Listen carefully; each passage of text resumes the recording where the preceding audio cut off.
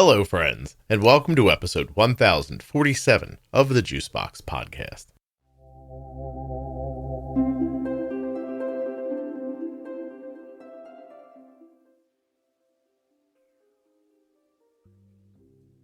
Today I'll be speaking with Rebecca, who has had diabetes type 1 for 42 years. She also has celiac, something called necrobiosis, you'll find out about that later, Hashimoto's, Raynauds, and Mast Cell activation syndrome. I wish I could pronounce the other thing. I'd tell you about it now. Anyway, while you're listening, please remember that nothing you hear on the Juicebox Podcast should be considered advice, medical or otherwise. Always consult a physician before making any changes to your healthcare plan or becoming bold with insulin. Don't forget, if you use the offer code JUICEBOX at checkout at CozyEarth.com, you will save 40% off of your entire order. Speaking of great deals, the Diabetes Pro Tip series is completely free and waiting for you at episode 1000, and it runs through episode 1026. What else can I tell you? Are you newly diagnosed? Try the Bold Beginnings series. Check it out at juiceboxpodcast.com. And don't forget to follow us on Instagram, Facebook, TikTok, or wherever you do your socials.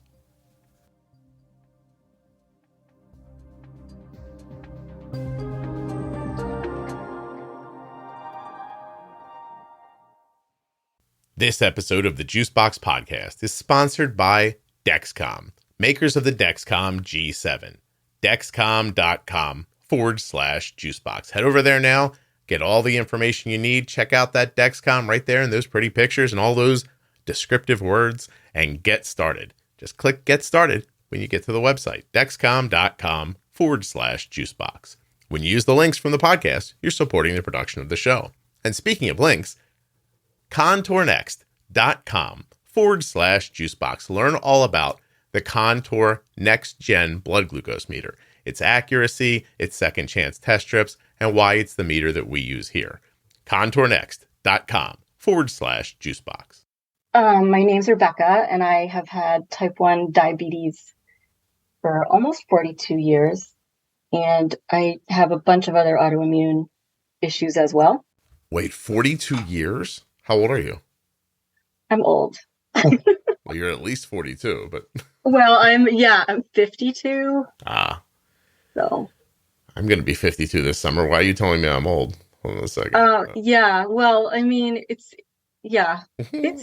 halfway there, maybe. What were you, 9 when you were diagnosed?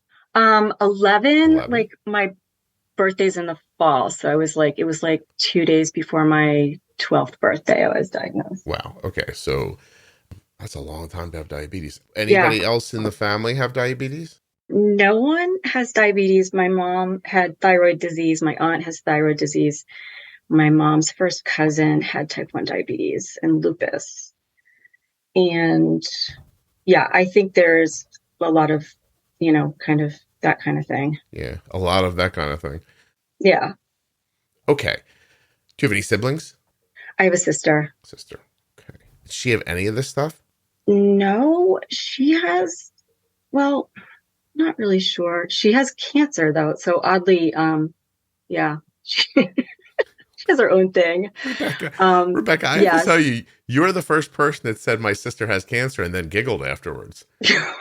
Well, it's almost like it's ridiculous. Like I kind of do feel like my health is ridiculous, and it's just a lot. It's a lot in my family. Yeah. But my sister has ovarian cancer, so she's dealing with that.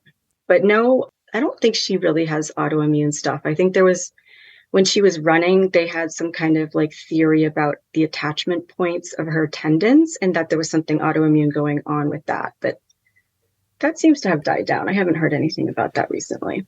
It's funny, isn't it? How health can feel like a bad zombie movie. Yes. Yeah. You're like, you kill all the zombies in the living room and they open the door into the dining room. And you're like, oh, we did it. And then there's more zombies. And you're like, you got to be kidding me. And then you get all those zombies and then you walk into the kitchen. You're like, well, finally we can end more zombies. It sucks. Exactly. Yeah. Exactly. Yeah. Well, I think too, like once you have diabetes, you're like, oh my God, this is a lot. This is a lot. And like the supplies and the insulin and the CGMs and the, exercise and monitoring. And then like when you get something else in addition. It's like, are you kidding me? Yeah. What else did you get? So celiac. And then, but that wasn't till my adulthood. But I actually think I had celiac in my childhood before type 1. And I actually think that the celiac not getting found and treated with a diet change to eliminate gluten, I think that triggered my immune system to then attack my islets. I have memories of like stomach aches since I was really little. Your parents know about your stomach aches? Yeah. Yeah. What did they think, that they just got a defective kid, or did they? No, they were just like, here, have some Rolaids. Rolaids. Yeah, like I have memories of like my dad having like Maalox on top of his bureau, and I would just like go in there and take Maalox off the top of his bureau. Did it help? No, I mean, it didn't help, but it did sort of like placebo effect help, I guess. I don't know. What part of the country are you from that you just said bureau? Bureau. New England. I was going to say you're in the Northeast, right? Yeah. Why do people not say bureau where you are? I mean, I'm from Philly, so I know that word, but I bet you there are a lot of people right now who are like, does she mean the dresser? The dresser. Yeah. Yeah. So celiac. Mm-hmm. And so I think the celiac was first, and then the type 1 diabetes, because the celiac wasn't diagnosed. Okay. No, I take your point. What else? Then when I was 15, I got necrobiosis lipoidica diabeticorum. Let's just slow down there for a second. As one does. Hold on a second, Rebecca, as I turn to the other computer. Say again, necrobiosis lipoidica. So it's like lipoidica diabeticorum. I got it. Believe it or not. Yeah, it's this like really ugly thing that happens with the skin because of diabetes. Oh, the dark skin thing around like your neck and stuff. No. This is something different. Hold on a second. It's on my shins. Yeah, if you look under NLD and type 1 diabetes. I'm getting there. Hold on a second. Pictures. Yeah. Oh, goodness. You have that? Oh, yes.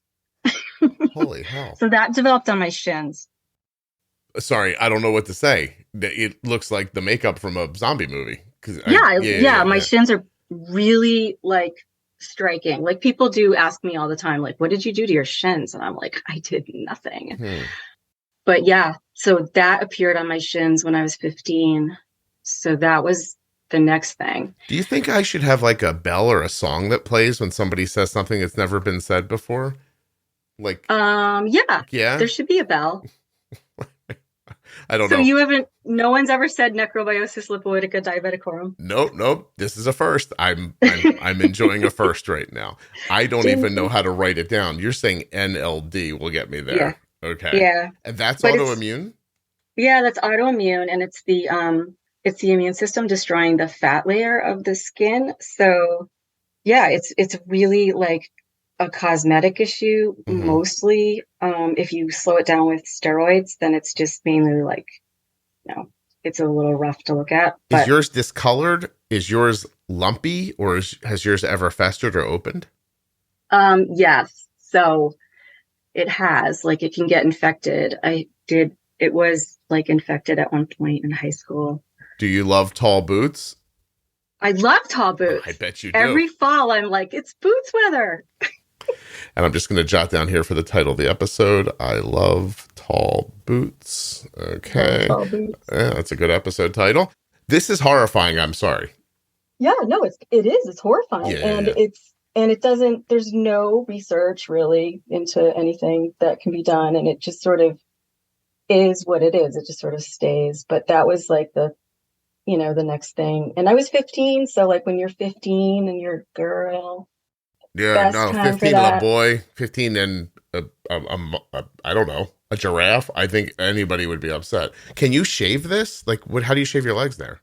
Oh, I don't grow hair there. Like it looks like, so both shins have it, and it looks like a burn. Looks like I was burned. Yeah. Just your shins? Yeah. It's really weird because there's skin right next to the lesions, and that skin's fine. But like, if you go over a little bit, then there's this whole thing happening. Absolutely. The first time I've ever seen that. Is that just a type 1? Yeah. Because you said it pairs with diabetes. Yeah, it's a type 1 thing. And it's dermatologic. You can treat it with steroids, and they give you like creams to start, but they don't work and they thin the skin.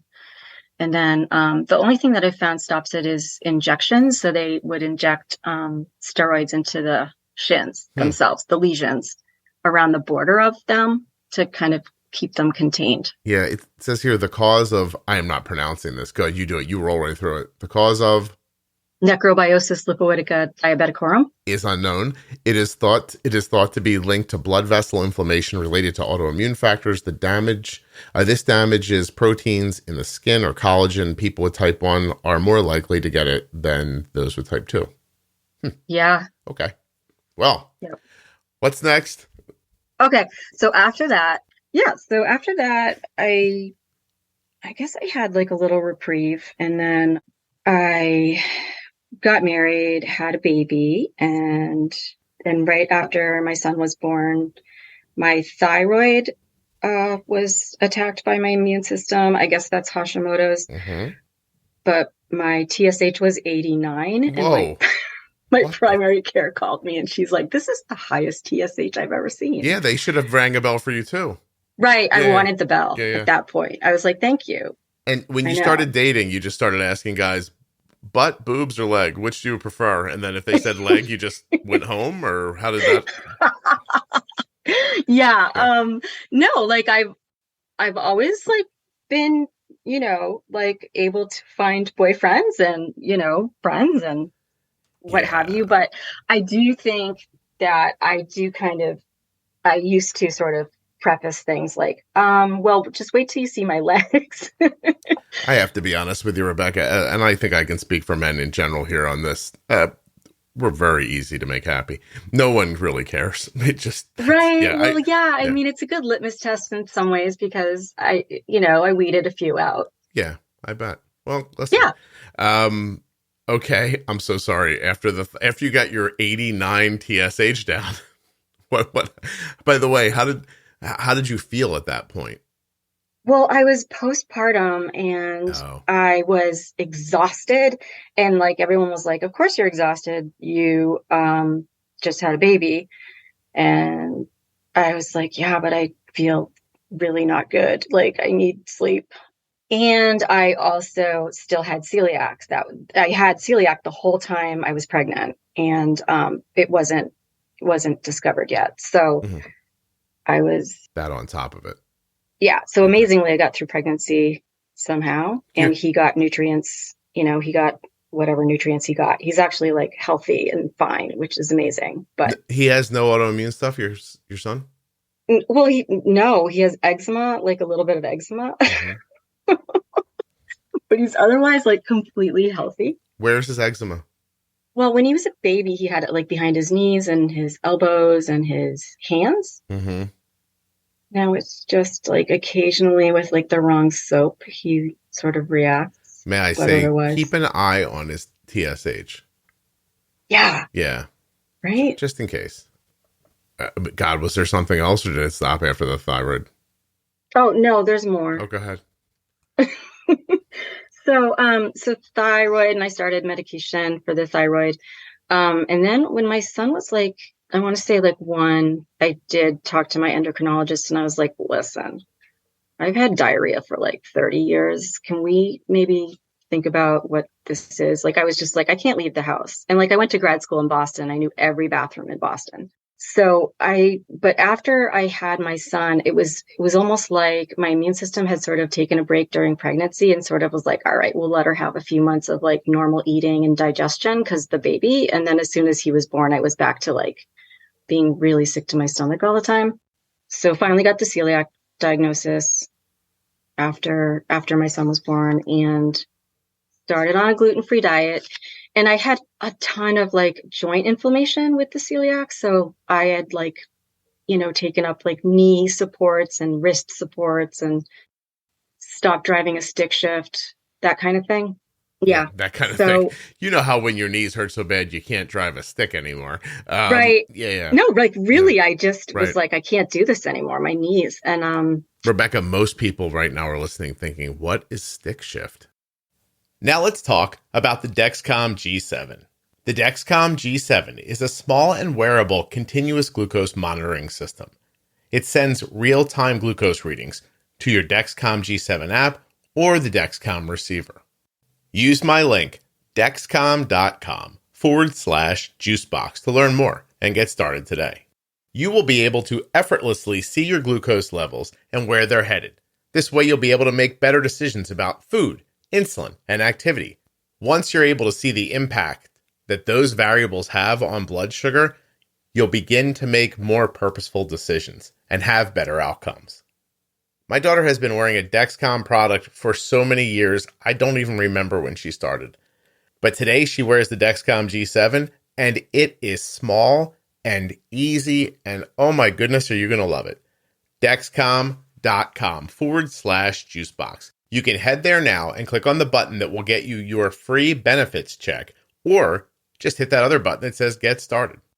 When you use my links, you're supporting the production of the podcast. Dexcom.com/juicebox. As you heard earlier, this episode of the podcast is sponsored by the Contour NextGen blood glucose meter. But when you get a Contour meter, what you're really getting is their test strips. Contour Next test strips feature remarkable accuracy as part of the Contour Next blood glucose monitoring system. They're the #1 branded over-the-counter test strips. And they, of course, have second chance sampling. Second chance sampling can help you to avoid wasted strips. ContourNext.com/juicebox. Near the top of the page, you'll see a Buy Now button. It's bright yellow. When you click on that, you'll get 8 options of places online to buy Contour meters and test strips. Walmart.com, Amazon, Walgreens, CVS Pharmacy, Meijer, Kroger, Target, Rite Aid. These are all links you'll find at my link. Linkity-link. Links but a link, blink, blink, link. I'm just kidding. Head over there. Now, won't you please? Listen, the Contour meters are incredibly accurate. They are simple to use. They are easy to hold, easy to read, and they have a bright light for nighttime testing. Part of me wants to say that the second chance sampling is the biggest deal, but honestly, it's the accuracy. These meters are accurate. And I know a lot of people like to think, well, I have a CGM. I don't need a meter. You do. You need a meter. You need to be accurate. You deserve it to be accurate. ContourNext.com/juicebox. Take a look at the Contour NextGen and the other meters available from Contour. When you use my links, you're supporting the production of the show and helping to keep it free and plentiful. Seriously, they have no idea what you're talking about. Oh, their cars are going to drive themselves, and you're like, you remember manual transmissions, right? And they're like, what? Right. Yeah. At one point when Arden was getting her license, she chose this, she's like, I want to get this car. And she picked some car from a TV show. It was like an old car from the 60s. I was like, you are not going to enjoy driving a car with drum brakes. And she's like, with what? I was like, yeah. Drum brakes, yeah. And no power steering, and the heat's not going to work very well. It's definitely not going to have air conditioning. And she's like, what now? And I was like, yeah, cars didn't used to be this great. Right, yeah. So anyway, okay. So wait, go back for a second.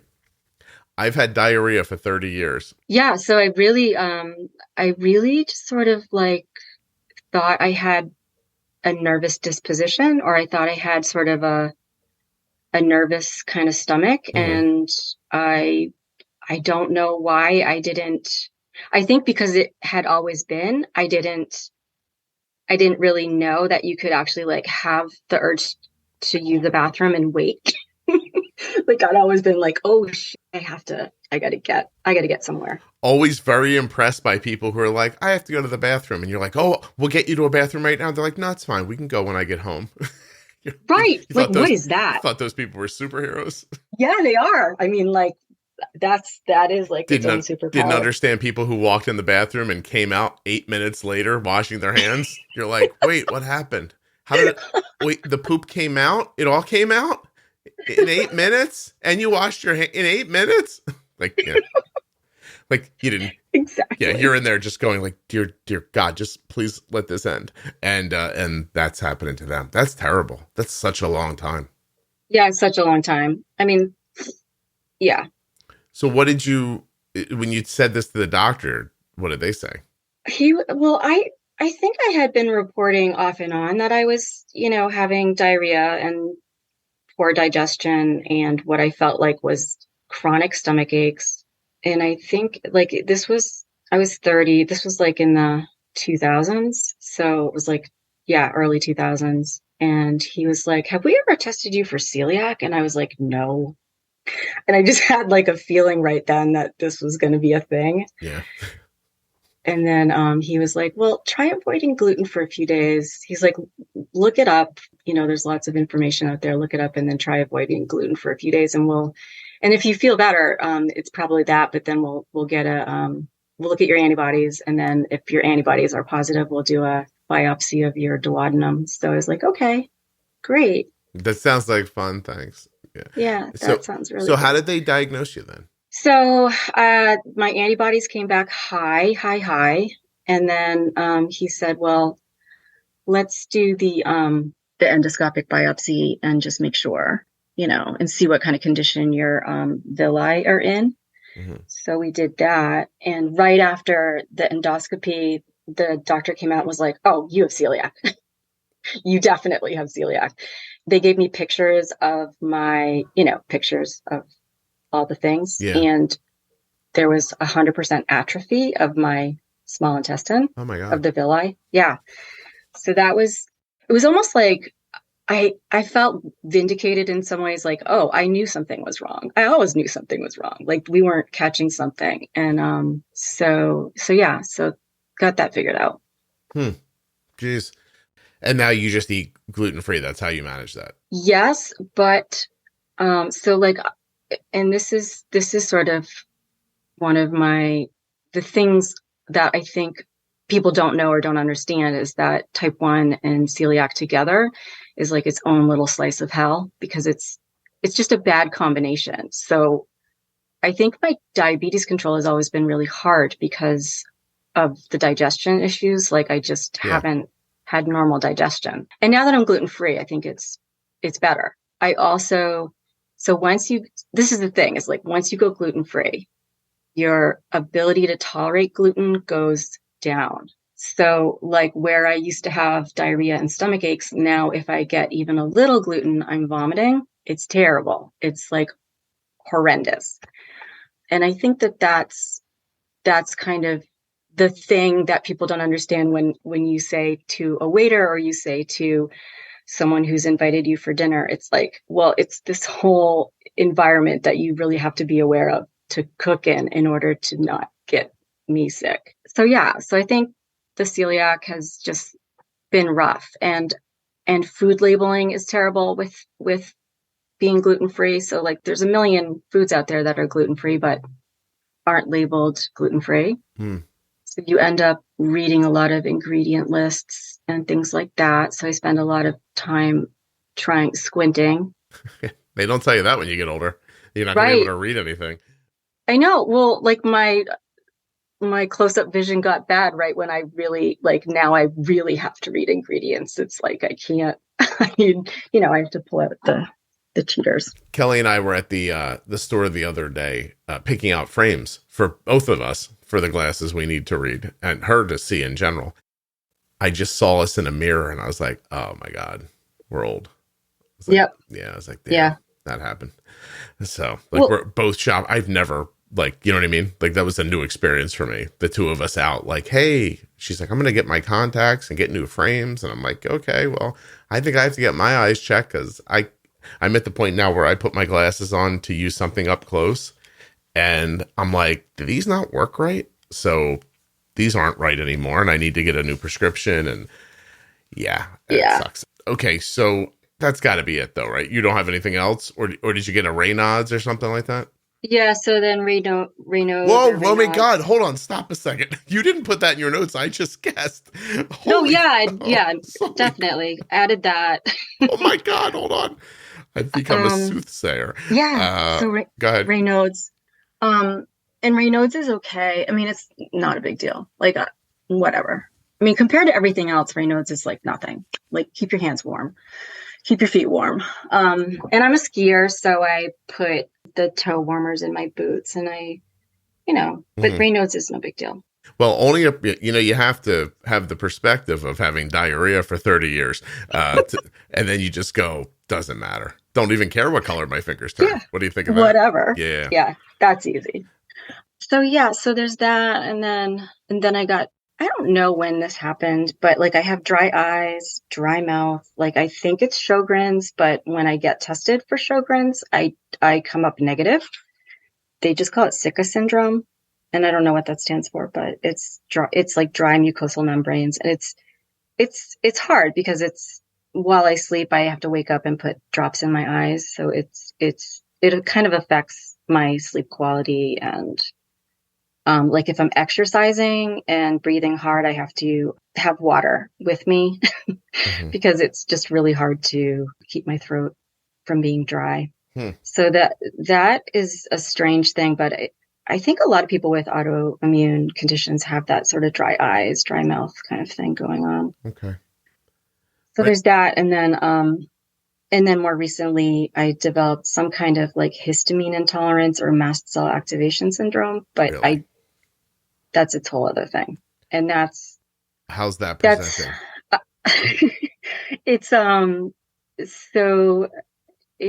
It's another like bunch of foods that cause my mast cells to, I think, degranulate. And then you have sort of like this, I was getting these 3 a.m., 4 a.m. attacks of like vomiting, diarrhea, sweating, flushing, passing out kind of thing. And do you have any idea what brings it on? Yeah, so histamines, so food with histamine. So I have figured out that like red wine is out, tomatoes are out, tomato sauce, and then like anything preserved. So anything that has been sitting out or has been preserved in anything pickled, anything that's in a can or in a jar on a shelf is full of histamine. And so like I can do fish, but I have to know that the fish died like yesterday or today, or I really can't do it. So to avoid these like histamine things, I've changed my diet even more to accommodate that.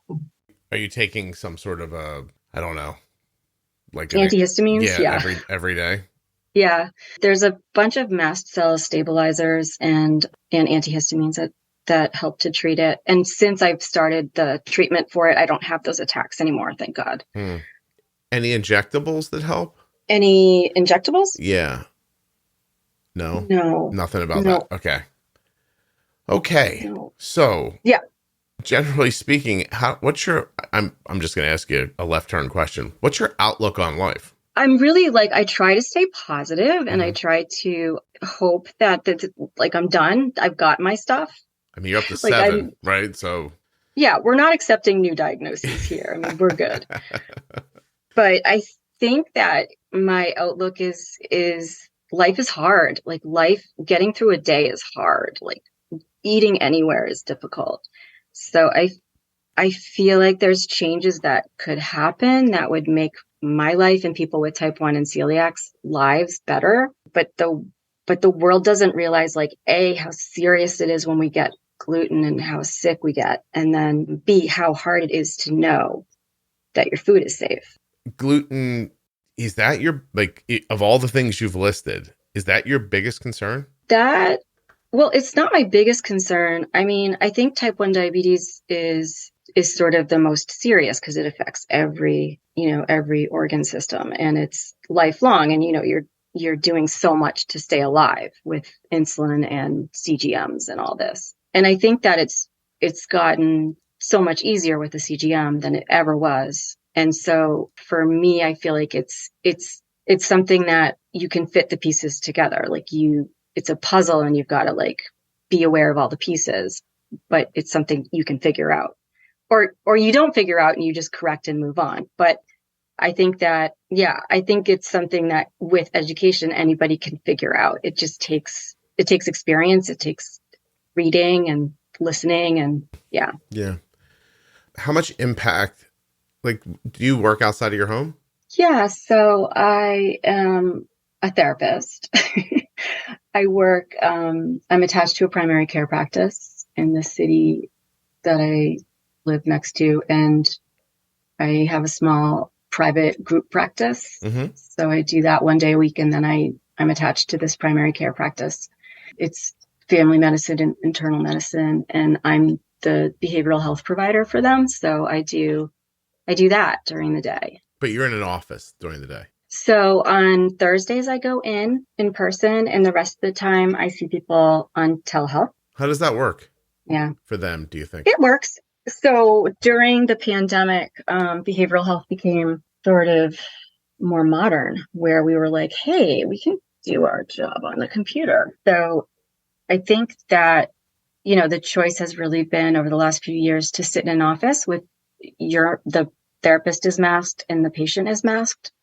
And in the therapy world, I don't think that's ideal. So most of us have been doing telehealth visits. So the patient, we use a HIPAA compliant video link, and the patient logs in, and then it's like we're sitting in the room together. And I mean, I do some things to try and make the time together as if we were sitting in the office together, but it's a little weird. But I've gotten really used to helping people to make the best of the time and make it as private as they can on their end. And yeah. That weirdness do you think that's more on you or them? Like, it's not something you're accustomed to because you've been doing it for a long time, not that way. But do you think new people to it think anything of it even? I don't think patients give it much thought, but I think it's because, like, having been in the field and worked in the field.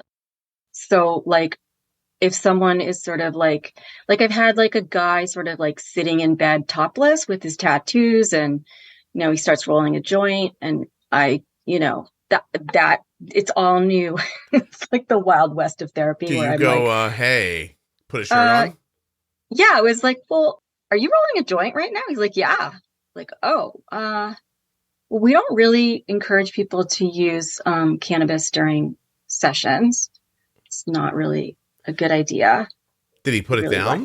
He was like, really? You care if I smoke this? And I'm like, yeah, he did. He was like, okay, I'll wait till later. But so you do get like an inside view of like what your patients or your clients are up to at home, and you meet their pets and guinea pigs and rabbits. Is that kind of helpful for you? Yeah. I mean, I love that. I love that piece of it. Like, I've seen everybody's pets, Yeah.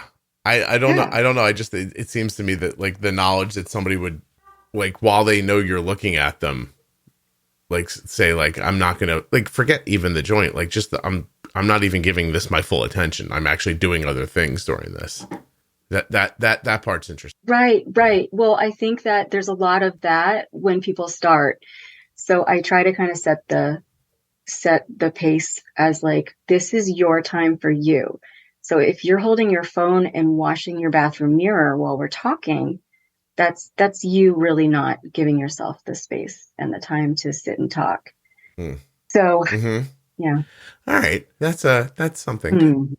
If this wasn't your job, if you, I don't know, had like some 9 to 5 grind, like where you went to a thing, like how much do you think would this get in your way, all these things? So I think that no, but I do think that I do have to bring my food everywhere, my own food. I can't count on, the food truck outside understanding my needs.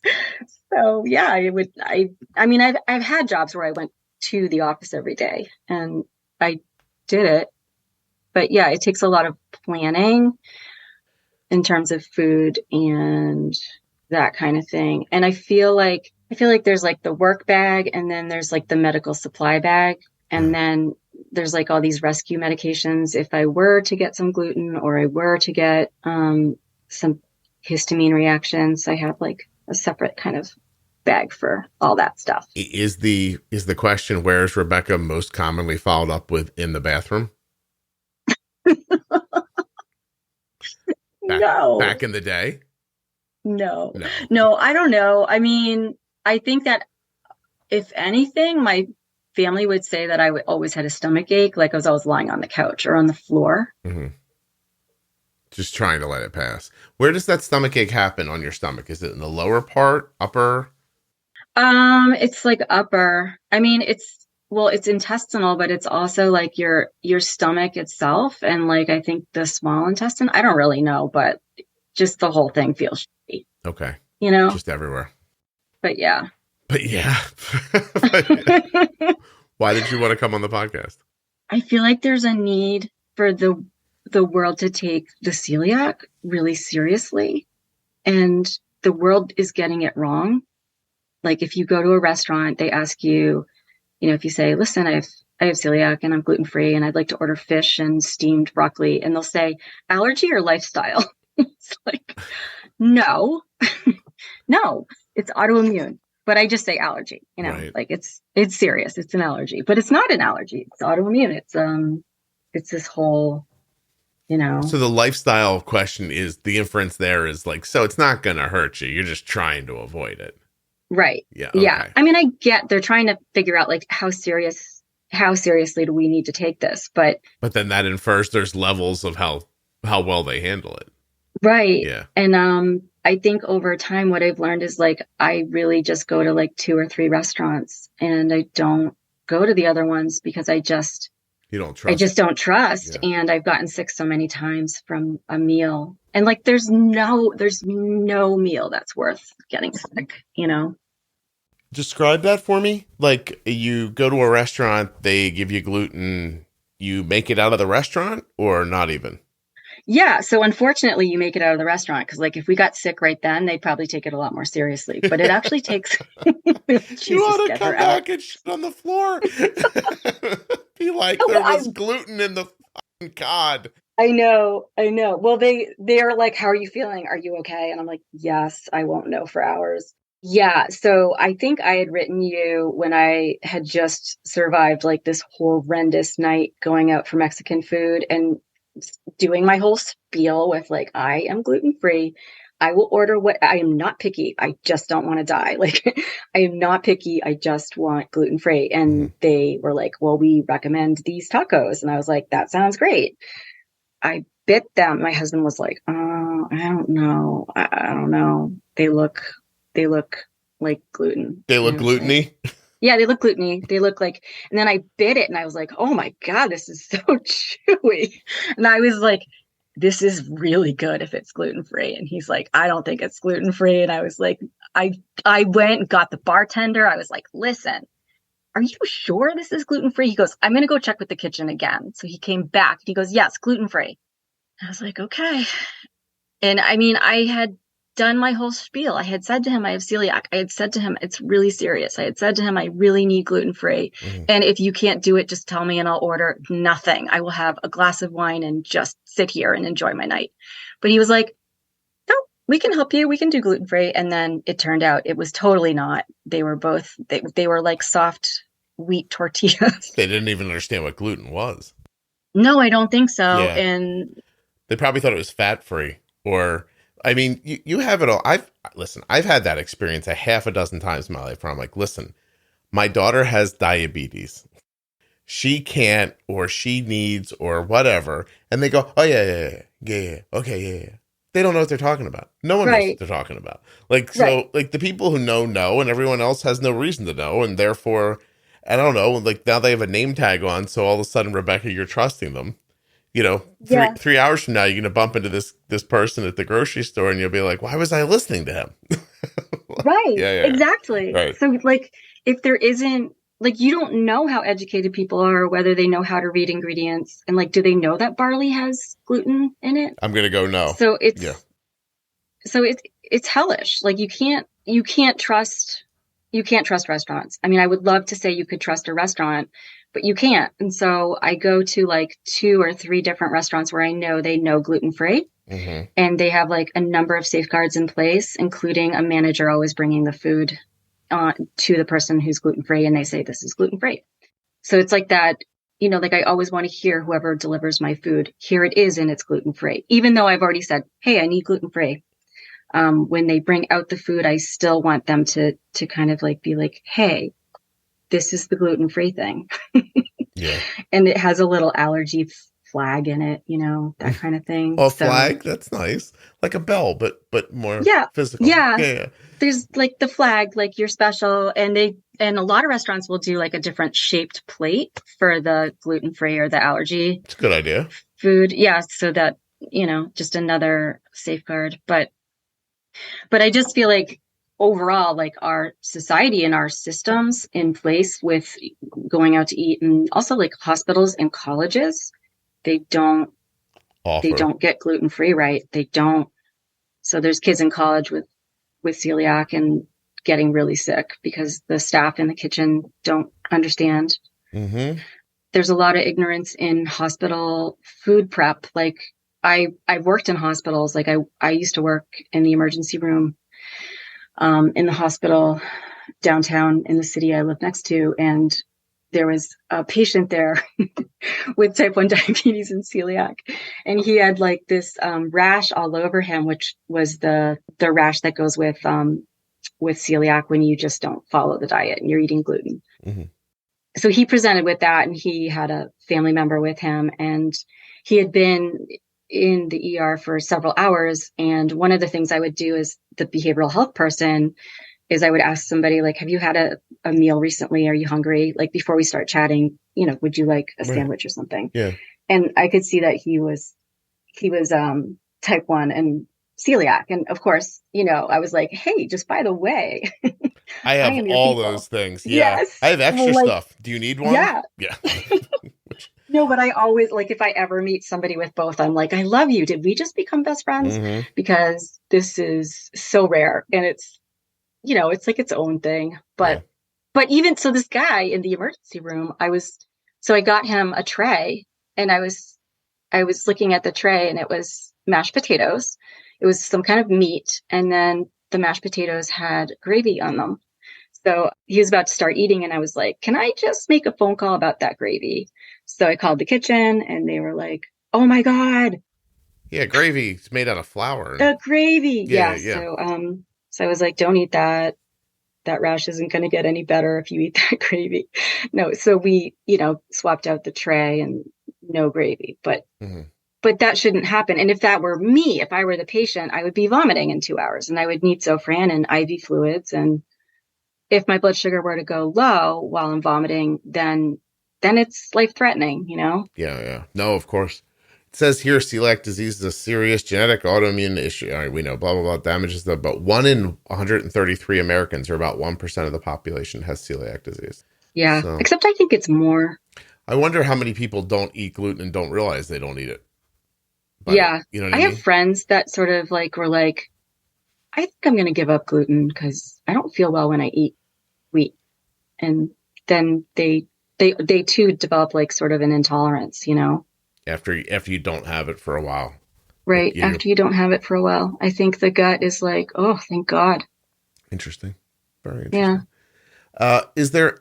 Has there any, not that there would be, but is there anything that I'm just trying to get you to a no, but is there anything that you can take that helps with it? So not digestive enzymes, those don't work. There really isn't. So yeah. No, I know. I just didn't want people to have the idea that it was like, oh, I could just take something when I'm eating it. And like, no, there's nothing. So like with lactate or lactose intolerance, you know, they have those pills. No, with celiac, there is nothing that's going to help except getting it out. And so like if you accidentally ingest it and you know you've just ingested it, it's just a waiting game until you explode one direction or the other or both. And then after that, you're good to go. I mean, you're not good to go. You feel like shit, but you have to get it out. And then once it's out, you can, you know, start recovering again. Plus, so beyond stomach pain, is there other stuff like muscle, joint soreness, tiredness? Is there anything else that comes with it? With celiac, my joints got gradually better. It wasn't immediate, and it wasn't actually that dramatic. But when I think back to like how bad my joints were and now how they are now, they're 1,000 times better. Like my knees don't hurt except if I'm hiking or, I'm old though. So, well, it says here, if you have celiac disease or gluten sensitivity, changing your diet may help ease arthritis. Yeah, I do believe that. I mean, I think overall, like wheat in our country has changed because of the way that the fields and the crops have been treated with, I'm going to say it wrong, but glyphosate. So I think that, the Roundup that is used on fields to kill weeds and insecticides and so forth have changed wheat, and wheat itself has been changed over time. So I think there's a lot to that as well. What's left to eat? Steak? Eggs. I don't do red meat really, but I was thinking of adding it back. I was telling my husband, maybe I'll add red meat back. Go crazy, Rebecca. Have a steak. Right? Yeah. I think I might. But I do chicken, I do rice, and we have chickens actually. So we have eggs from our chickens. So we eat a lot of eggs, and I do dairy. So I love dairy. I eat a lot of yogurt and cheese and eggs. Yeah. Let me just shift gears here. Yeah. What goes into keeping your own chickens? It's really fun, actually. We did this during the pandemic. So, I mean, like during the pandemic, it was like, the world is very weird. Let's do something to distract ourselves. So my son wanted to get chickens and I was like, yeah, let's do it. So we got some little hatchlings, and so they have a little coop and a little chicken run, and yeah, they just sort of bop around, and they're cold hardy, so they do fine in the winter, and they lay eggs every day, pretty much. Is that where that movie title came from? Chicken Run? Oh, yeah, Chicken Run. I had no idea. Yeah. I thought it's because they escaped. Yeah, that's their little like space to like hang out during the day. The run is less secure usually for most people. They have like the place where the chickens can kind of hang out during the day, but at night they're supposed to go to bed and go up to their coop. All right, I'm just trying to say, Rebecca, that Chicken Run was a double entendre, and I didn't realize it. Yeah. It meant two different things. Okay, what about what I hear about rats and mice coming to where the chickens live? Is that a problem?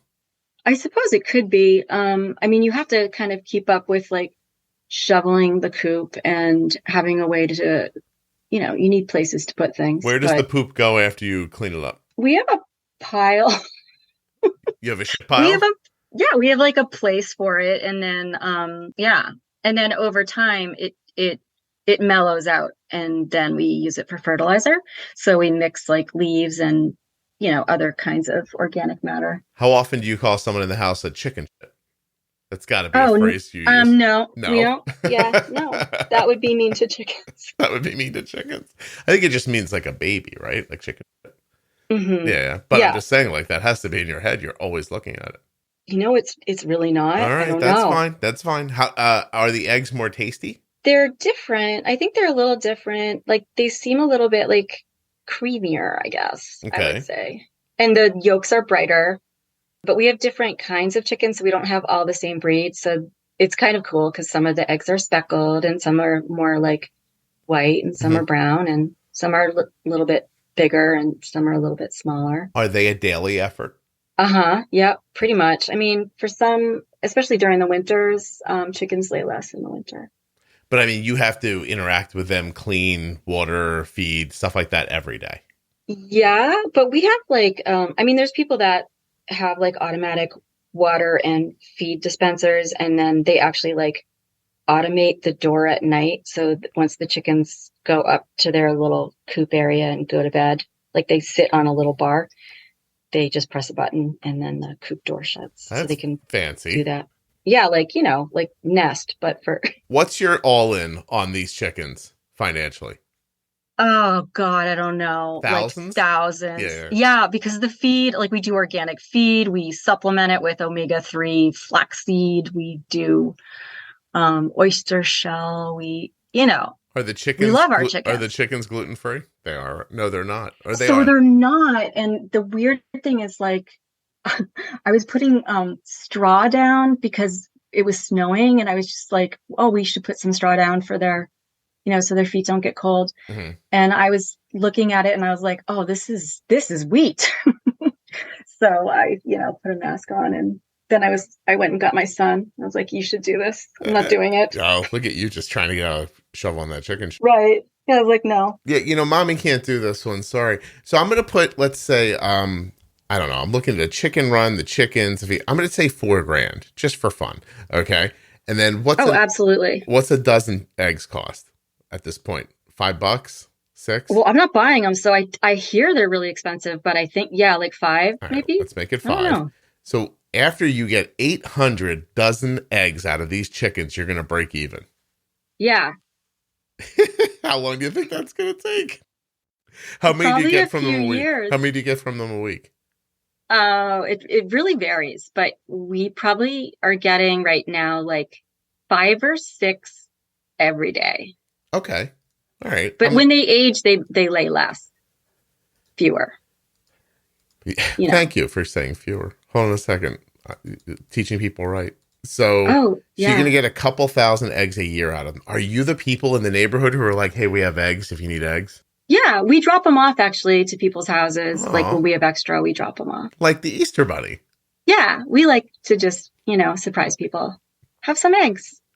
You're like Peter Cottontail. Yeah. You don't break into their houses though, Rebecca. You knock on the door. Well, we just sort of like leave them on the front steps usually. Nice. And then they bring the cartons back, and sometimes they throw money in the cartons. So it's really cute. Or they put like a gift card in the cartons. So it's really cute. That's lovely. You're going to pay. I know. You are going to pay for these chickens in a decade. No problem. You know what, though? I love them. I love these chickens. I'm they're kidding. Pets. My dog hasn't paid me back 1 red cent. Don't you worry. Nothing. Right. Yeah, I have a dog, too, and she just snores, and she's, If those dogs laid an egg once in a while, that'd be all right with me. You know what I mean? Anything, really. I don't know. Picked up after themselves. A dog egg. Learned how to vacuum. Anything would really be valuable. Right. Yes. They should learn how to vacuum. This idea of raising your own chickens. Here's why I'm so interested. You're the third person in a week who's brought this up. Oh, really? Yeah. Because it's really pretty easy. And then you have your own food source. You should get chickens that lay like steaks. That'd be amazing. Well, I don't know if you know this, but people actually kill their chickens and eat them. But I don't. But some people do. Well, doesn't that defeat the purpose of getting the eggs from them? Yes. Yeah. So you should just walk out there and tell them look, you keep making these eggs and everything stays good between you and me. And what about is there an age where they can't produce eggs? You said as they get older, they slow down. Yeah. So they do reach an egg ending. Is that when you rotisserie them? No, I would never. I just think I would free range them and a hawk would come along and that would be that, You'd prefer if a hawk ate your chicken than if you ate your chicken. Well, I don't want to eat my chicken. I love my chickens. I just think, I don't know. I'd probably just keep feeding them and buying them things and, waiting for them to. Free range sounds like abandonment, in case you're wondering what I heard. I heard we'll just leave the door open and whistle a happy tune until it's gone. Sort of like that when you're just go ahead. Goodbye. Go live your life. So wait a minute. How, what age do they slow down? You haven't gotten that. I should know, but I don't know. I think probably around 4 or 5. I'm guessing. I think that's what I read, but yeah, I think they do slow down. And then I think most egg people just love their chickens and keep them around, hope for a peaceful natural death, Do you have a heart attack, maybe, Scott, or something like that? Yeah, or they die in their sleep. But I just want a car accident, maybe. So wait, what was I going to say? How much property do you have? I think we have I think it's 0.8. It's almost an acre. Almost there. Okay, so it's not a crazy amount of property or anything like that. No, but we have a wooded portion of our yard, so the coop is in the woods. So it's sheltered a little bit. Actually, not sheltered. A tree fell in our coop. We had to rebuild it. I was looking at the list of autoimmune diseases you have, and you said a tree fell in the coop, and I thought, of course it did. Of course it did. Yeah. I'm not lucky. Exactly. I know. This is the thing. Yeah. I don't have good luck, but well, I mean, with other things you do, just maybe not with these things. All right. Okay. Does it ever make you think of getting other animals? Have you ever like sat around and said like we should get just one cow? Yes. Well, not cows. No, I don't want cows, but little pygmy goats. I definitely would like some goats. I think goats are like a natural like next step from chickens. Is your property completely fenced in? No. Actually, we're not even, I don't even think we're zoned to have chickens. Shh, don't tell anyone. I won't tell if you don't tell. I thought we were like, and it was the pandemic. I mean, I feel like a few things can kind of just happen because. Isn't it amazing how many things we say that come from chickens, like chicken shit or pecking order, cock of the walk, stuff like that. Like there's all this like colloquial phrasing that comes from like raising animals. Birds of a feather flock together, and they totally do. So like they hang out by species. Like even if they were born in different years, they'll hang out by species. So like, yeah, they're a little bit like not intermixed. I don't know, whatever that word is. They like to hang out with their people. Like, oh, you have red feathers. I have red feathers. Birds of a feather flock together. Exactly. They're like that. I'm just saying. A lot of things here. Right. Rebecca, is there anything we haven't talked about that we should have? Well, I mean, I feel like there's a lot of things that could get talked about, but for instance, go ahead. Well, food labeling. Like oh, you're pissed about the gluten thing. Yeah. No, I hear you. But here's the bigger problem. May I for a second? Yeah. You can't make people care about something they don't care about. You can't make a company care about something that they'll say, well, we're not in that business. And, and if you make me do this, then I'll go out of business. Or I can't, go ahead and show me the 3 people you want me to fire so that I can do the testing. That's, you know what I mean? Like everyone's going to have some sort of a reason why they don't want to or can't or have not even thought of doing it. And, and so when you're one in every 133 people, maybe, how do you, it would seem to me that the only way to make this happen would be through like government. And I don't know how the hell you do that, because like, otherwise you're saying out loud, it would be nice if people would pay attention to what I need. And I don't know how you get anybody to do that. I guess it's more like if it's not a big lift to say like your cream cheese is gluten-free because it is, like it naturally is, like why not just put it's gluten-free? May I feel like it's because if you say it, then it has to be. Right. And I think food companies don't want to be accountable. Right. It's like, that's what I was going to say. It's accountability. Then if one, God knows, I have no idea how cream cheese is made, but if something falls into the cream cheese and now suddenly it's not gluten-free and you shit yourself to death or whatever ends up happening, like something really terrible, vomiting. Yeah. And something really bad happens to you. And then you go, oh, I found out later there was gluten in my cream cheese. Now, now they're open to liability. That's why they won't say it. They don't want to be liable for it. I know, but I feel like they do need to kind of represent what is in the package. Like if I bought 100% cacao the other day, like cocoa powder, and it said it was 100% cacao. It said ingredients, cocoa. And that was it. But then it had a disclaimer saying it may contain all this other stuff. Yeah. But the title of it was 100% cacao. Yeah, so is it 100% or isn't it? I guess it's not 100% because it could contain all these other things that they're listing, like nuts and wheat and soy. Yeah. Like, yeah. So what is it? I don't know, but you don't want to get your nuts in the chocolate because then, you got then all the people with the nut allergy have a problem. Right. So you have, so 100% cocoa is a marketing thing. Yeah, and but it's not true. Well, it is as long as nothing else got into it. But they're saying, but we don't know what may or may not have gotten. We tried really hard, but there might be this and that. But then they might as well just be like, well, it might have staples. I mean, we do use a stapler. Sure. Well, don't you think that happens? It must, right? Yeah, of course. 100%. I don't know. Well, there's a legal number of rat hairs that are allowed in food. Right. Yeah. And you're worried about something else. Like, let's, it's just, I think that's my point, is that there's no way to say for sure. And so most places aren't willing to say it. And the places that are willing to say it are in that business. And then they charge you double for the food. Yeah. So if you want the cocoa to be $25, I guess it could be gluten-free. But 132 of over 133 people don't give a crap about that. And that's why it isn't. I mean, that's, to me, not to be harsh, but like that's the problem, right? Yeah, I think it is a problem. I mean, I guess I just think food labeling has to be better. If they're listing ingredients, they should they should know what their ingredients are. Yeah. But I guess it's a lot to ask. No, I mean, listen, I don't disagree with you at all. I'm just trying to think of reasons why it doesn't happen. Yeah.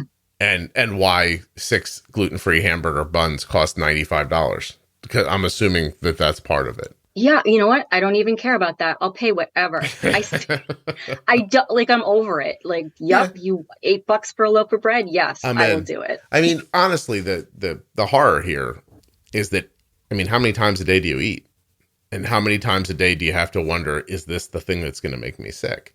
Right. And that's terrible. Right. Yeah. That's the bummer. And that is the thing. It's like, we could go out for a nice dinner and hope that it's a nice night, or it could be a complete disaster. We'll end up in the ER. I'll need IVs and Zofran and, Yeah. No, I mean, I'm not, you realize I'm not, I understand. Like, I know what you're saying, and I agree with you. I'm trying to figure out, like, why is it that hard?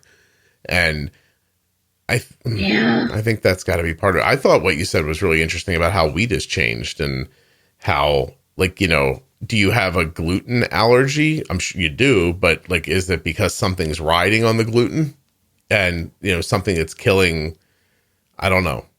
Yeah. I have no idea. Something in your body that you need to process gluten? Well, I mean, just on the wheat thing, like they've taken the germ and the bran out of wheat, and then they fill wheat with like these synthetic vitamins and minerals. And then they call it wheat now. So like wheat used to have like the germ and the bran left in the whole kernel. But that's not the case anymore with the way they produce wheat as a grain. Yeah. And that's to do somewhat, you were saying, with how, and I've heard about this in other places too, and we just talked about it actually recently. I just did something with a regenerative farmer. And so the soil is being stripped of nutrients every growing season. 100%. Yeah. And there's concern that we only have, like, I forget what it is, like 60 more growing seasons in some soils or stuff like that. And the other ones that have already been stripped free, they dump man-made nutrients into the soil so that something will actually grow. Because if you planted, there are places right now that are farms that if you planted something and didn't subsidize the soil with something, nothing would grow. Right. Yeah. Exactly. Because soil should be like a little ecosystem, and it gets used up. Yeah. Yeah. It gets used up, and nothing healthy can grow. Yeah. And then they start adding stuff, and that stuff gets into your food, and then eventually we all run to the bathroom after we eat. Yeah. Well, yeah, and I do think like there's peptides in wheat that cause endocrine disruption. So I think wheat itself is problematic at this point. It's crazy. For most people. But no, it's crazy. I mean, it's not, it makes 100% sense. Like the stuff that, food is, how everything that goes into our body comes through food mostly. So it's food and, drugs and alcohol. That's pretty much what people put in themselves, right? Yep. And so whatever's riding on that is having an impact on you. And then you think of it as just you, but then generationally things change. And then generationally there are problems. And before you know it, we all, there's autoimmune issues that run in families, and, even like alcoholism sometimes runs in families, and, like, who knows how all that, I don't know, but it makes sense to think that it starts somewhere and it builds momentum as you're going. I'm sorry. It sucks.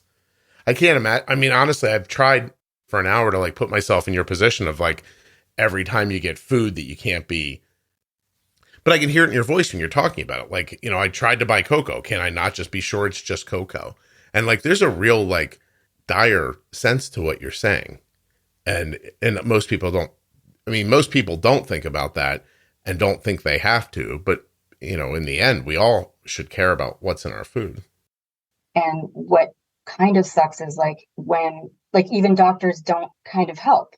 So if a doctor says, I'm going to put you on this antihypertensive medication, and then you take that prescription to the pharmacy, and I'll say to the doctor, can you write on the prescription must be gluten-free? So she will. I'll go to the doctor, making sure that everything is good to go on the prescription. But then when I get to the pharmacy, the pharmacist, she knows me by name. We're best buds at this point. Mm-hmm. But she'll say, yep, I know it has to be gluten-free. So she'll try and call the manufacturer. And if she can't get a hold of them, she gives me their phone number and I call. But then I call and I'm talking to this company, and their facility is in India. And to the best of their ability, they'll say, we're pretty sure there's no gluten ingredients, or there is no gluten ingredients in the medicine, but we can't guarantee that it's gluten-free because the facility itself is in India. Well, the facility is not gluten-free, perhaps. Yeah. Right. And of course it's not. And then do they have the same standards in that country for washing the belts between manufacturing, Mm-hmm. Yeah. I don't know. I haven't studied that, but so every little medicine change or anything that normal people do with medicine and that kind of thing, it's this huge process. Mm-hmm. And eventually, though, there's a breaking point in everything, which is it's just human failings at some point. Either somebody doesn't care or doesn't do something correctly or doesn't, or doesn't know or whatever. And eventually you're going to have things slip through. Yeah. Yeah. Oh, it's terrible. I mean, honestly, it's terrible. It's just, I just don't know what to do about it. Yeah. I know. So, I mean, because what are we talking about here? Is every pharma company going to open up a gluten-free place where they make their meds? And you know what I mean? I guess that some of them probably do, right? Well, I think that a lot of the producers of medicines are now realizing they can't use wheat-sourced fillers, and they've stopped doing that. So I think a lot of medicines used to have stabilizers or fillers, and they don't so much anymore. So I don't know if there's been a change. It kind of seems like there has. I mean, just from my own phone calls to these places, mm-hmm. being is this thyroid medication okay? Yeah, but, do you use Tirosint because of that? Sorry, what was that? Do you use Tirosint for your thyroid, for your T4? No, I just take Synthroid? Levothyroxine. Yeah, because I know my kids use Arden uses Tirosint. I think Cole's, both the kids use Tirosint because it's the cleanest form of the medication. Oh. So I'll have to look that up. Yeah, good luck getting your insurance to pay for it. Even here, this is from the FDA. Is there gluten-free medications? The vast majority of oral drug products either contain no gluten or virtually no gluten. So virtually, which means... So which is it? Yeah, right. Which is there might be gluten in them. That's what it's going to be. Is Tylenol gluten-free? There's a whole rabbit hole you can go down here. Oh, yeah. Ibuprofen, the liquid gels. I had a headache the other day and I was oh, did I look this one up? Damn it. God, is there gluten in toothpaste? Do you know there's often gluten in toothpaste? In toothpaste? I'm learning something. I never even thought about toothpaste. Did you know there is often gluten in toothpaste? It's because gluten is a nice sticky protein that helps toothpaste stay well. A paste, corn and grain-based starches have long been the best way to thicken and stabilize toothpaste. Okay. For most people, this is not a problem, it says. It's the same little thing at the end. Every one of these statements has a sentence at the end. It's virtually no gluten. Or for most people, it's not a problem. But maybe that is part of what you're fighting against. Is that, I mean, it's similar with type 1 diabetes, right? Why can't you get anybody to take you seriously when you're I really need a diet drink? When you get my drink, make sure it's diet. And they're and you say, because I have diabetes. And they're yeah, whatever. I don't know what that means. I don't know what that means. I have no idea what you're talking about. But okay, I'll just nod and go, okay. So I know. Yeah, I'm sorry. Yeah. Well, at least you have the chickens. I know, right? I love them. Yeah, you can always just go talk to the chickens if things get overwhelming. Do things... I totally do. Yeah. Do things get overwhelming? It is overwhelming. I get overwhelmed. Like I do. Yeah. I mean, it's like if I pack for vacation, I'm like, okay. Mm-hmm. Like, you know, there's like the diabetes stuff, which is enormous. And, you know, like I'm on a T-Slim and like the little, like the charging cable, like that little charging cable, like sometimes I forget to like pull that out of the wall. And then I'm like, oh my God, how much battery do I have? But anyway, so yeah, the diabetes stuff and then like packing my own gluten-free stuff and then all the rescue medications in case I get sick and a list of my medications. And, you know, it's a lot. I think it's a lot. And I feel like it could be easier if like doctors were educated about the difficulty of finding out about medications being gluten-free or not. And it could be different if, you know, the staff that worked in hospital kitchens knew that they were, you know, they were really important in whether somebody gets sick or not. And I feel like, you know, if you're going to produce food, know what's in it. Yeah. Okay. I know it's a lot to ask. No, I mean, listen, it is and it isn't, right? So it, you know, and for anybody who doesn't have whatever problem you're talking, like forget gluten for a second. Like I think what you get stuck with is that if we all stood up and made a list of everything that's really important and necessary for us, then I don't know, would commerce stand still? Would nobody make food? Would everybody go, I mean, if you're going to put that many regulations on me, I can't make this. Like, I think that ends up being the bigger problem. And that's why it's up to communities to try to figure their way through things like this and get chickens. Yeah. And buy yourself a chicken. So, right. All right. Rebecca, I appreciate you doing this very much. Thank you. Yeah, this is fun. Did you have a good time? Yeah. Excellent. That's excellent. I got to say cock in the middle too, which was fun too. Oh my God, I didn't hear that. You totally slipped that by me. Did I slip the cock by you? I said cock of the walk. That's a saying about chickens. Do you want to look it up together before we go? Chicken saying. You goddamn right it is. Hold on a second. I know my chicken sayings. Yeah. I mean, there is a lot. Someone who dominates others within a group is the cock of the walk. Uh-huh. I know what I'm talking about. And that's talking about a chicken, a male chicken, right? Well, that's a rooster. Yes. But what a cock is a rooster? Is that what you just said? Yeah, that's a rooster. Can you just say it for me, Rebecca? No, you don't want to? That's fine. A cock is a rooster. Thank you. It's a male chicken. And a hen is a female chicken. No. Wait. Well, chickens are female. Wait, chickens are females and roosters are not chickens? Holy crap. Is that what they're two different animals? Well, roosters are chickens, but they're, I'm kind of out of my depth here, but I think that I think that male chickens are referred to as roosters. All right. Do we have to figure this out before we go? Difference between a rooster and a chicken. Oh my God. There are so many words. There are so many words on this page. A male chicken is a rooster. A female chicken is a hen. I had that right. Unlike the female chickens, the roosters are known for their cock-a-doodle-doo during dawn. Yep. Roosters are grown mainly for their meat and fighting. Really? Cockfighting is well known and practical in many parts of the world. Female chickens are reared mainly for eggs. Unlike other chickens, a rooster has a thick comb, a crest of flesh on the head. We know what that sounds like. The rooster combs are more red and prominent than other chickens. Roosters have more stamina and strength than a female chicken. That's odd. Yeah. But I guess you want your cock to be strong and be able to really stand up for a while. Right. A rooster has bright feather colors when compared to chickens. Roosters are known to be sociable around humans, but are known to be aggressive among their own kind. Yeah. Interesting. Totally. That's the pecking order. They're so mean to each other.